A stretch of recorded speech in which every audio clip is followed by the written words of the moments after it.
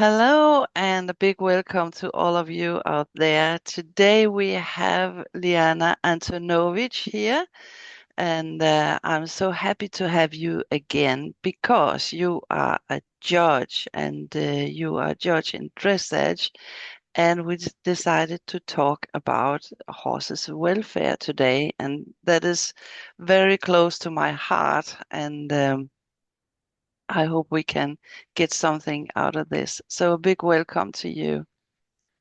Thank you, Anne. Always a pleasure to participate in your channel. Yeah, thank you for having me again. And yeah, today we are going to talk about this riding. Um, uh, there's a lot of things out there about blue tongue and people sitting on the horse and the horse is not in balance and all these things. And it would be nice to know how a judge is looking at this. How can we change it so the horse is not feeling bad in the mouth? Because it is not the thing with the bridle that it should hurt the horse. Or how do you see that? Yeah, sure. Well, I will start with a reflection of the history and environment we're in, not as a judge, but just as an equestrian and a human being. Yes. Um, the equestrian sports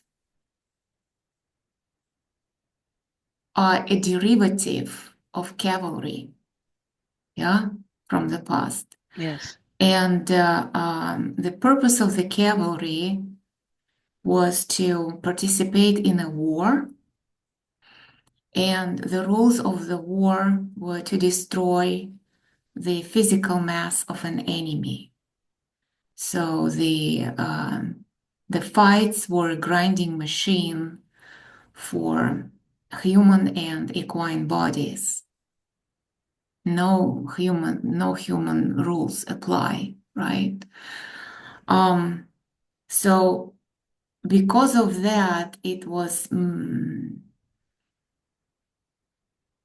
mentally okay to look at the horses not only as animals, livestock,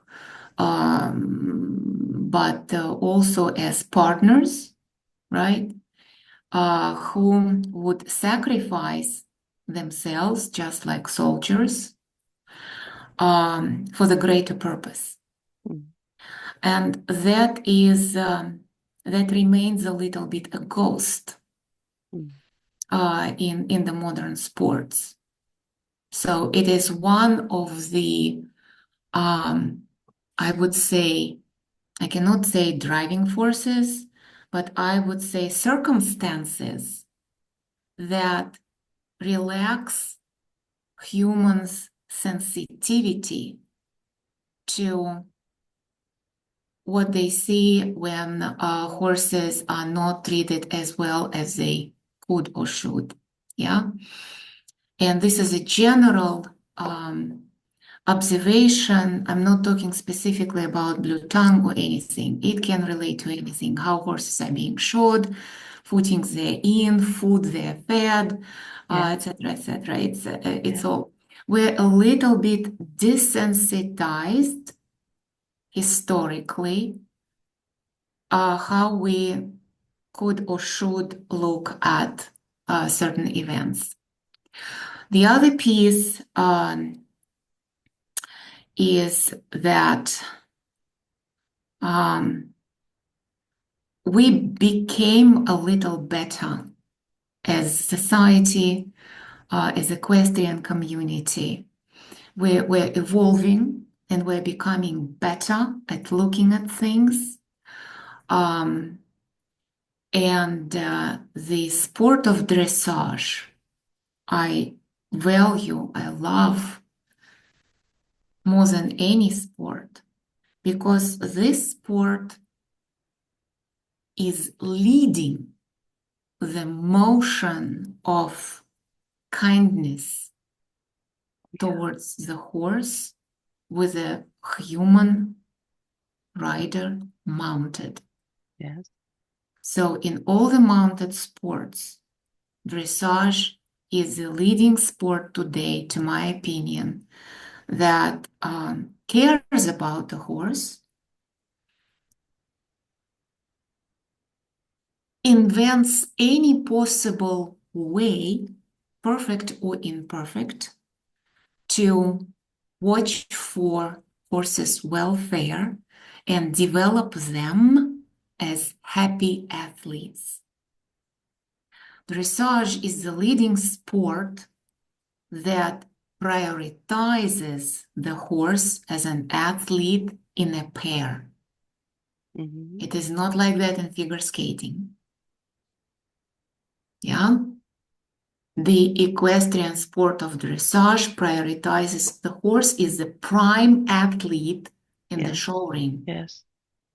That's right. The human plays a supportive role to present the horse, just like in a ballet.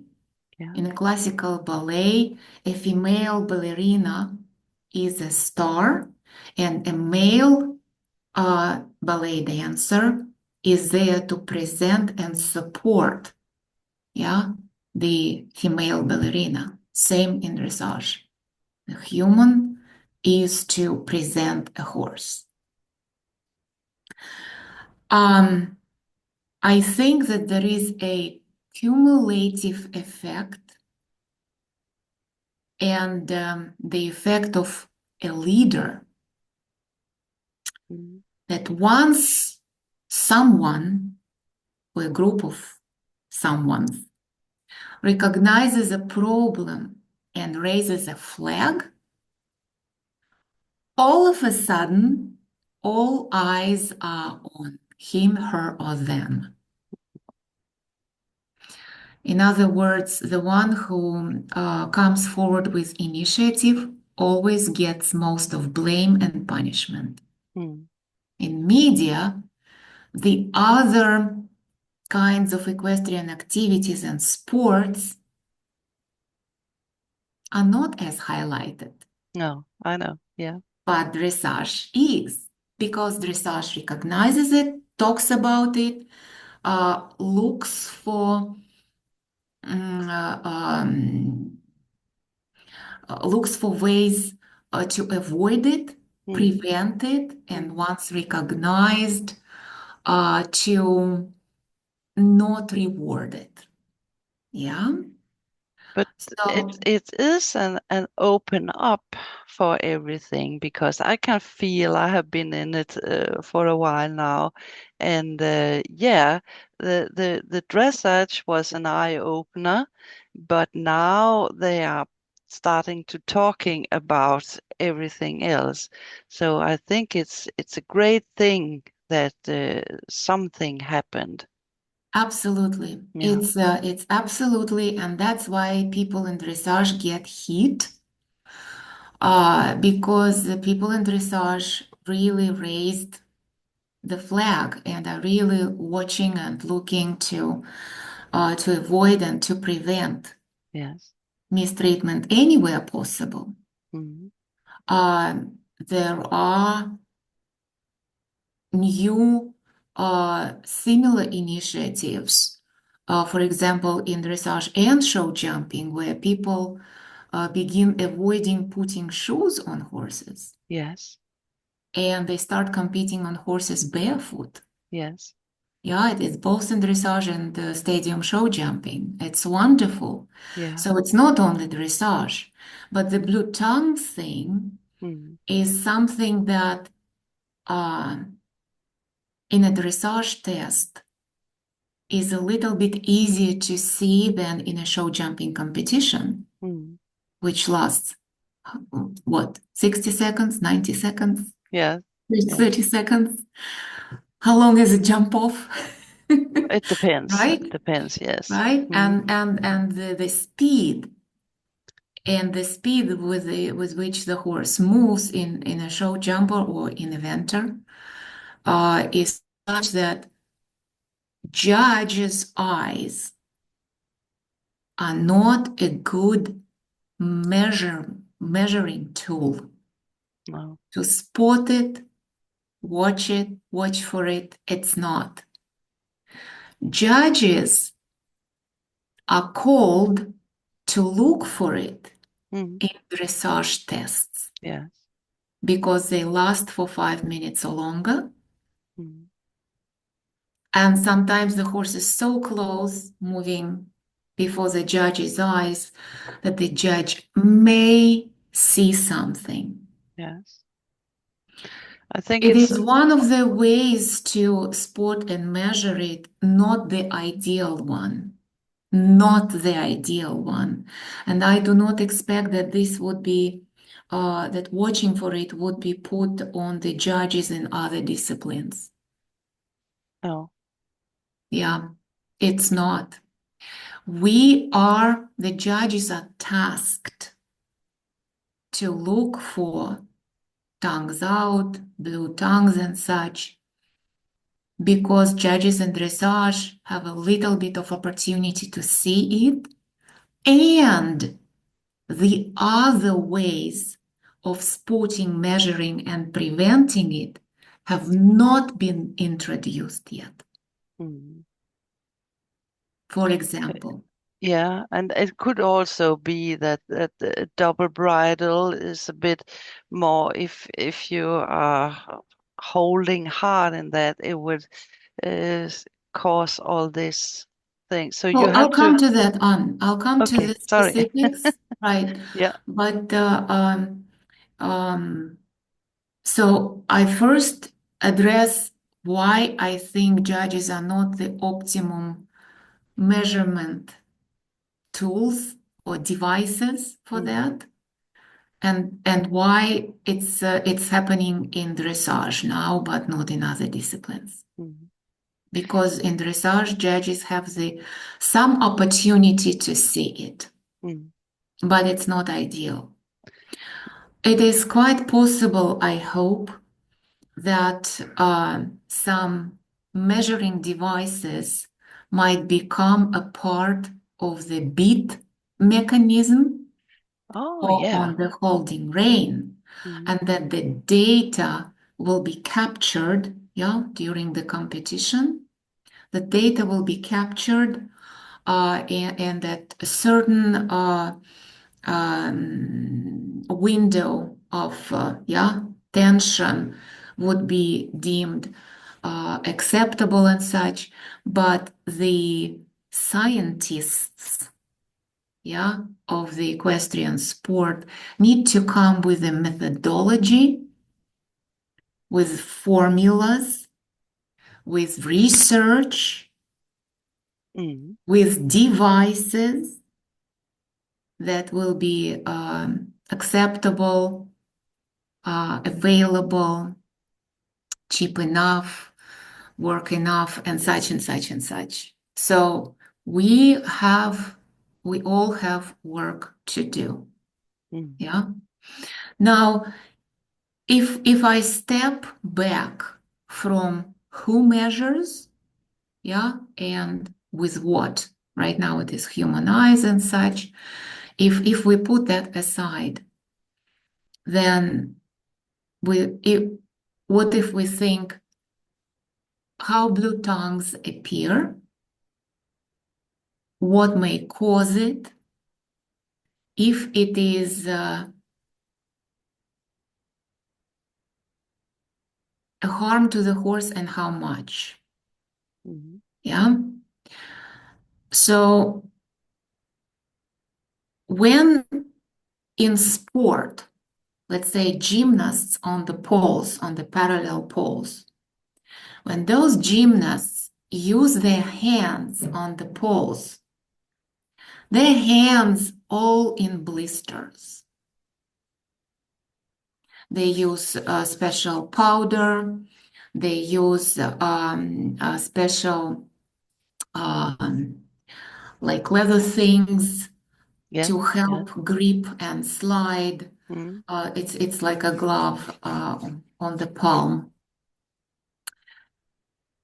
and their hands are suffering. mm, It's what humans choose to do, Mm, and it is their conscious decision how much harm they are ready mm, to put on their palms. yes.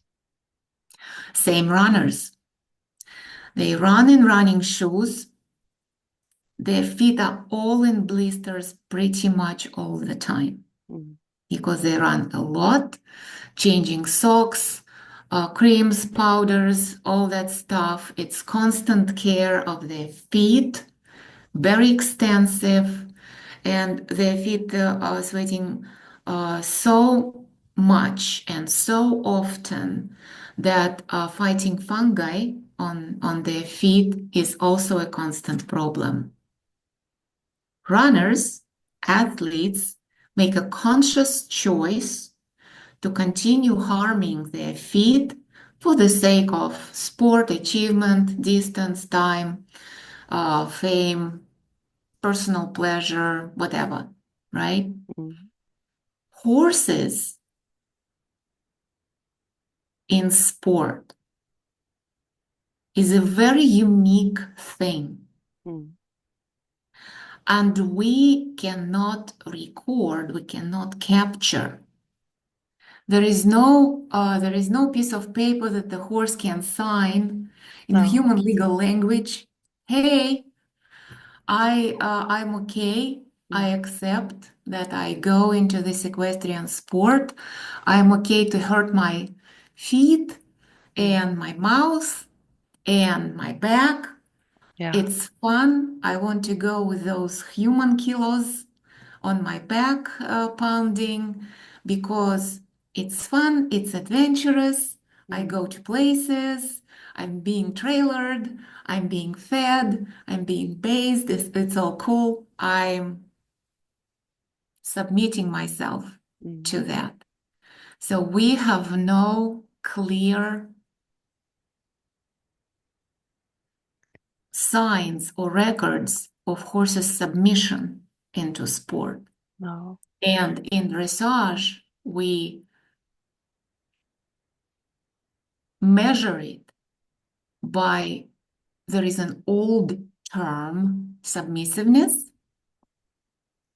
and the newer term is uh, willingness. Mm, How willing the horse is to dance in the arena and how relaxed the horse is in the body and in the eye mm, and in the mouth. yes. So we look at relaxation in the body, maneuverability in dancing in the arena, softness, calmness in the eye, and softness, calmness in the mouth as a signs of, yeah, I submit myself to the sport. I'm happy here. Mm, Hey, judges and spectators, I'm a happy athlete with that rider. Yeah. So that those are the signs how we look at that. mm, And yeah. yeah, go on. Yeah. There have been a big discussion about that. If horses like to compete or they don't like, or they just want to go outside and eat grass, or they enjoy being with humans and all that. And that's a big one. That's difficult to measure, as you said. And It is difficult, and I also believe that the equestrian community with time will advance mm, into teaching horses like gorillas use sign language. Yeah. yeah. Um, we will teach horses signs, how to express themselves,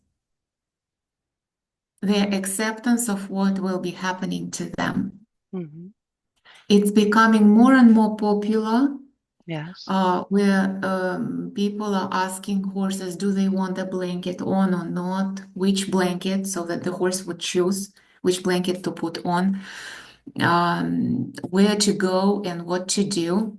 things are being announced verbally to them. They remember words or sounds, the sequence of sounds, and showing them what, presenting them, let's go on this turf, on this turf, on this training surface.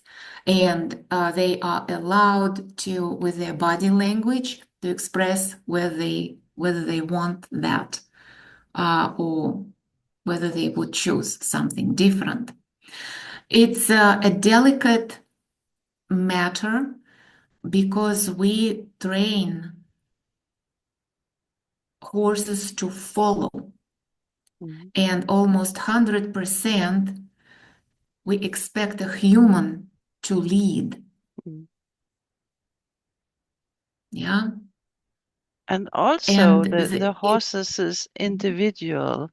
I have had many, many horses, and I have horses that when I came with the bridle, they were, yeah, come on, we're going out. And other is just Mhm. turning around and walk away. So then you would maybe pick the ones who really enjoy to work and to show themselves. Absolutely. There are horses who just, you just show them the bridle, they run to you, they put their head into they're Yes, so in a hurry to grab the beat yes. and go game, Mm, go communicate. It's what they live for. mm, So you can definitely tell if the horse is up for that or not individually, and there are also different days.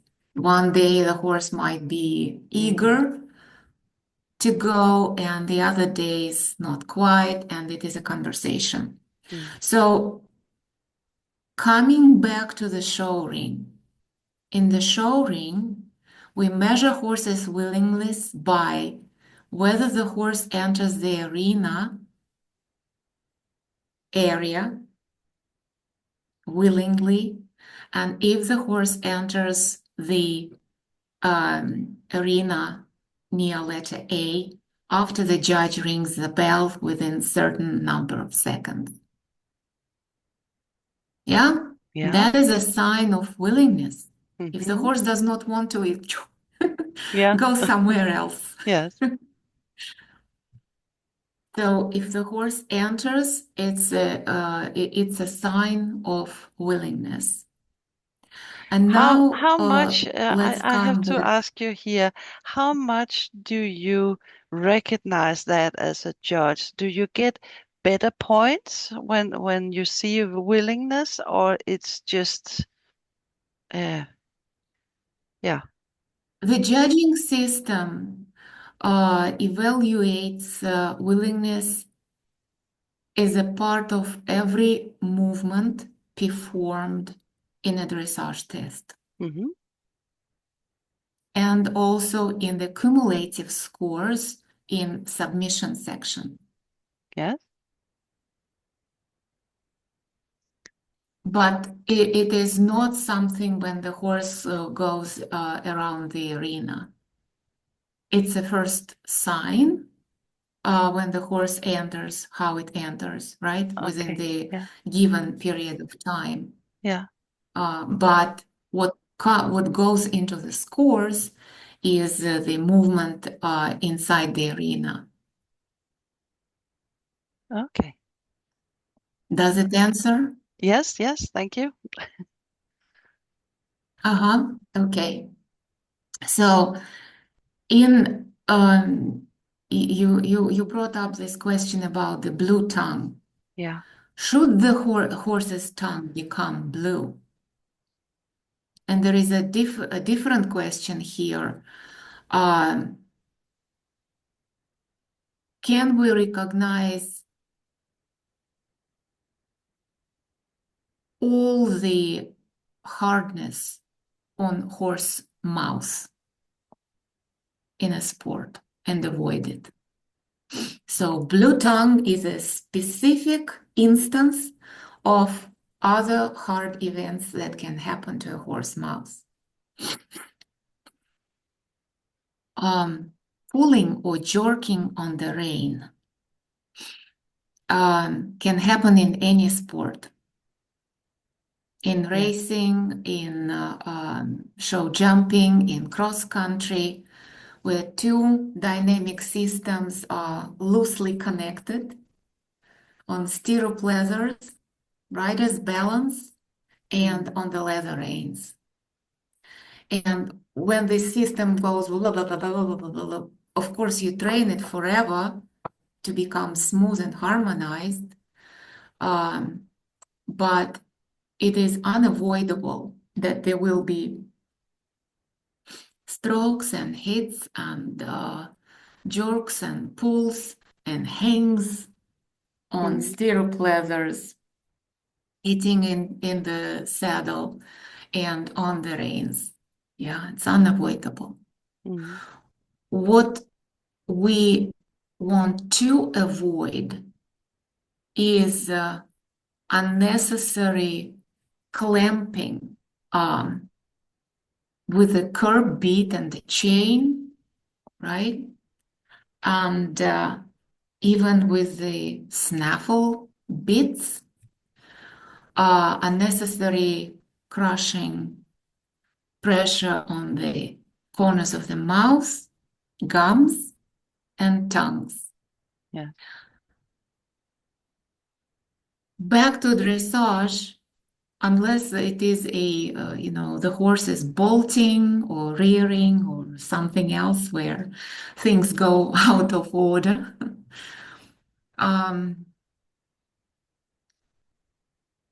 In a simple half halt, I think there were measurements, experiments in a simple half halt. The weight in the rein was sometimes up to 5 kilograms on one rein. Yeah. In a simple half halt. So there can be half halts where body leverage is not enough. Horse responsiveness to driving seat, engaged core is not enough. And a lot of inertia of the movement arrives into the rein. Yeah. So the rider already gave a half halting signal with the body. The horse still goes, yeah, does not respond, does not slow down or rotate into absolute elevation, into relative elevation, its body sitting on horse. So that's not happening. The horse's body then arrives into rider's hand. In training, younger horses, horses a little bit less capable to respond to hold into collection and such. These moments do exist, and they may exist more often than with the other horses. So this is what is part of the sport. There are instances in daily training sometimes a few times a week or a month. It is 100 of such half halts in a training day, where this is what riders have to do. It arrives into the bit.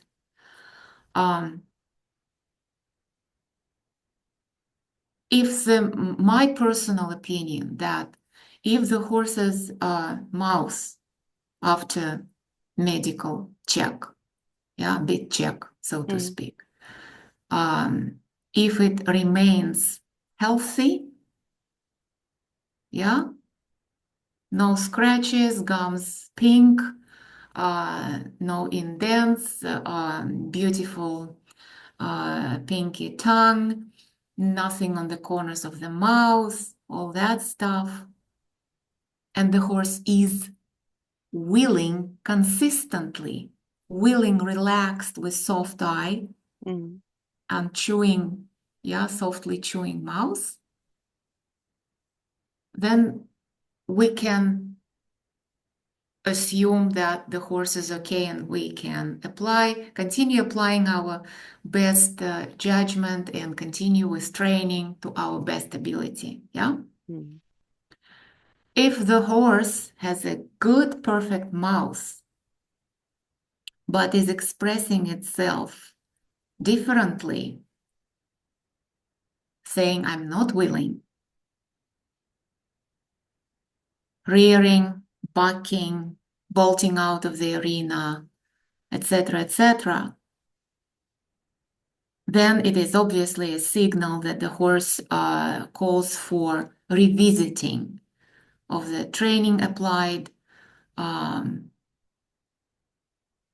stable management, rider on top or near it, yeah, rider, trainer, equestrian facility, the whole situation, discipline the horses in, it all Mm. needs to be revisited.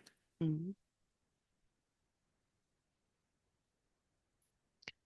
And Yeah. the best today, the best checkpoint to see what's in the horse's mouth, I believe there might be two checkpoints. One checkpoint should be in the stable on the competition day before the horse goes into a warm-up ring Mm. Yes. in the stall.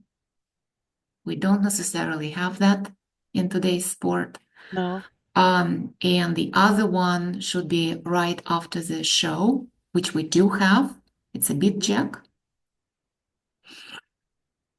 And during that bit check, we need to be looking not only, hey, is this a legal bit in the mouth and such, but it No. needs to be a medical review, Mm. yeah, um, of the mouth. So those are the things that I believe we can do. Bit check before letting the horse into the ring. And in FAA competitions, there is a jog, yeah, veterinary day. So during that veterinary day, horse's mouth, I believe, needs to be Mm. really thoroughly looked at, and right away after the competition. But judges can do only very little, Mm. and the judges have to, in seconds, in split seconds, they have to pay attention to 1 million things, Yes. and paying close attention to what color is in the tongue, in the open, slightly open mouth with the Mm. foam on, is an unfair expectation, Mm. judges. As you said, it would be good to have a veterinary to check them before and after. Mhm. And I know that uh, everybody says nothing happens, but it does. And you say that too, that people are open and they're happening. It goes slow, but Yeah, I know that 50 years ago when I started with riding, you never talked about looking a horse in the mouth because Mhm. of the bit. You only looked at how old is he, and then it's okay. But this that you can see in the mouth how the bit is, what it's doing, and all that, that is today. That is very young. It's only maybe 30 years you have done that, and yeah, I think it's a good thing, and it's going forward even yeah, if it's going slow. Yeah, I also had a thought when I was younger with the double bridle. um, I I I have always had very loose reins when I was riding, and when I started to compete and should have a double bridle, I thought, wow, there's a lot of things to put in the mouth on a horse, and I didn't like it. I thought even if I didn't have the reins, I thought it's a lot of things for the horse to have inside. What do you think of that? Should we ride dressage with one bridle, or what is your thought about that? Um, it is just my personal opinion. And horses, I believe, take and deal with a lot of communication tools in their mouths much easier than we humans afraid of. Hmm.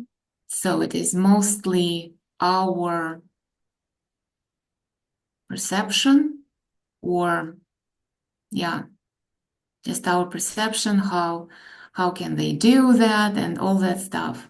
And horses have much more tactile ability to process than we humans are. In other words, their capability in dealing with a lot of things in their mouth is many times greater than what we humans have. Hmm. So we cannot apply our scale on the horses. Well, just like a dog has better hearing than humans, Hmm. yeah, a better taste, better smell than humans, better vision than humans. Yeah. We can, yeah, we should not apply our physical scale to the horses. Yeah. And horses are very tactile animals. They're like cats in a way. They like to be touched, snugged. Physical contact is very, very important to them. And when they have the opportunity to use their lower jaw tongue to communicate dynamically with a human, they enjoy it thoroughly. Hmm. So this is my perception. Otherwise, they wouldn't be just grabbing those beats, just, hey, go, go, go. Let's do Hmm. it. Mhm.